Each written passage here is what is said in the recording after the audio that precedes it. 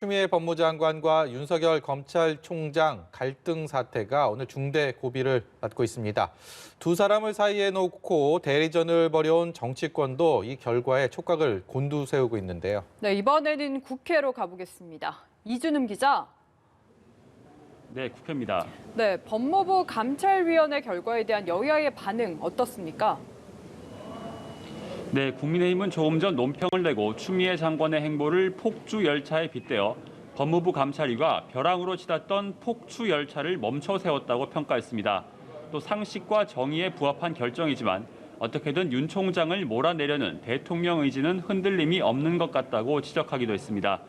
아직 민주당의 공식 입장은 나오지 않았는데요. 일단 윤 총장 직무정지가 적법한지에 대한 법원 판단이 나오지 않은 만큼 사태를 예의주시하고 있습니다. 여야는 두 사람을 사이에 두고 공방을 이어가기도 했습니다. 민주당 김태년 원내대표는 조국 전 장관 자녀 표창장 수사나 월성 1호기 수사는 정권 비리에 맞선 수사가 아니라며 윤 총장이 누명을 썼다는 주장은 정치적 궤변이라고 지적했습니다. 윤 총장 비호에만 나서는 검찰에는 무감각 인권 불감증이 충격적이라고 쏘아붙였습니다. 반면 국민의힘은 정부 여당에 대한 비판 수위를 높였는데요.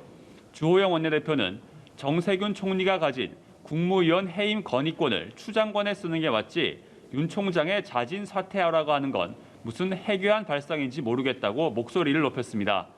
민주당 모 법사위원이 여론전을 펼쳐달라고 판사들을 사주했다는 의혹도 제기하며 진상을 밝히라고 촉구하기도 했습니다. 네, 이준음 기자. 예산안 법정 처리 시한 하루를 남겨놓고 여야가 내년도 예산안에 대해서 극적으로 합의를 했네요.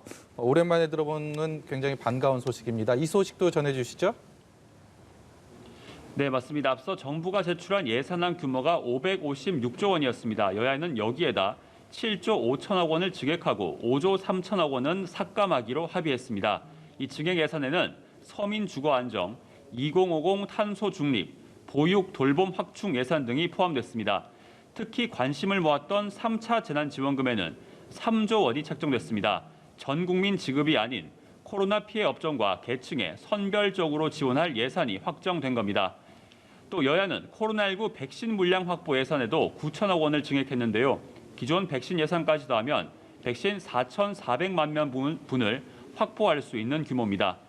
이렇게 되면 내년 예산은 556조 원에서 2조 2천억 원이 늘어난 모두 558조 원 규모로 결정됐습니다. 이 예산안이 정부안보다 순증한 건 2010년 이후 11년 만입니다. 여야는 내일 오후 2시 본회의를 열고 이를 처리할 예정인데요. 만약 내일 무사히 예산안이 통과되면 2014년 이후 6년 만에 법정 시한을 지키는 겁니다.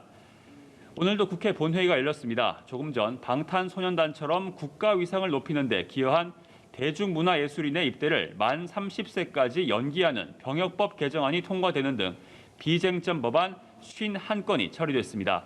지금까지 국회에서 전해드렸습니다.